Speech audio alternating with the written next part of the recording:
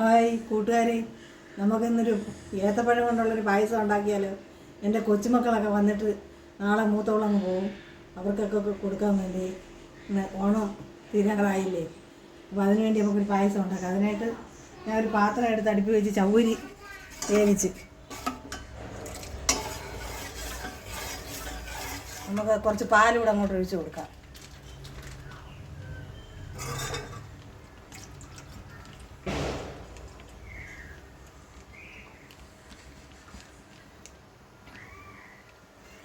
ഏത്തപ്പഴം നമുക്ക് അരിഞ്ഞുകൊണ്ട് വരാം. ഞാനിവിടെ 2 ഏത്തപ്പഴം ഇവിടെ എടുത്തിട്ടുണ്ട്. അത് നമുക്കൊന്ന് അരിഞ്ഞുകൊണ്ട് അരിയാം.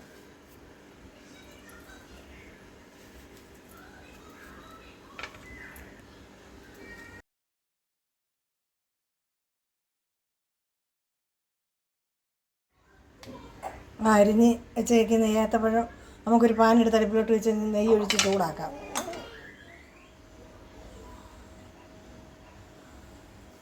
ഏത്തപ്പഴം അങ്ങോട്ട് ഇട്ട് കൊടുക്കാം.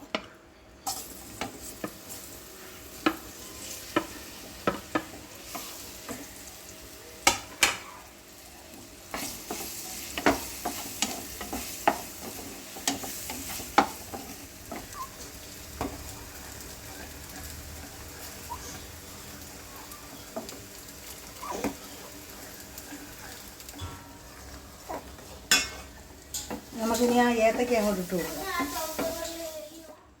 നമുക്ക് നെയ്യ് ഒഴിച്ച് കൊടുത്ത് അണ്ടിപ്പരിപ്പും മുന്തിരിങ്ങായി ഒന്ന്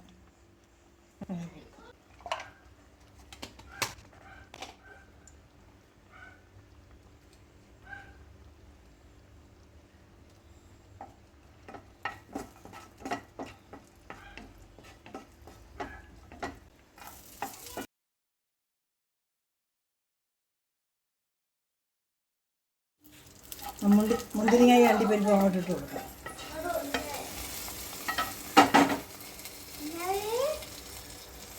ഏലക്കാപ്പൊടി,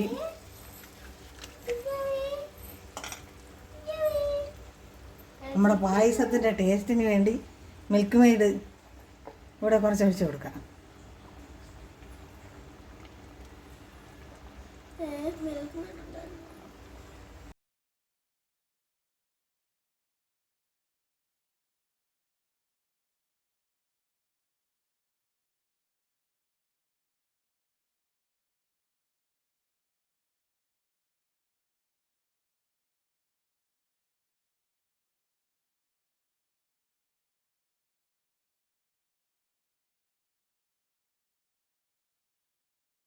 നമുക്ക് ഈ ഏത്തയ്ക്ക കൊണ്ടുള്ള പായസം എല്ലാവരും ഉണ്ടാക്കി കൊടുക്കണം.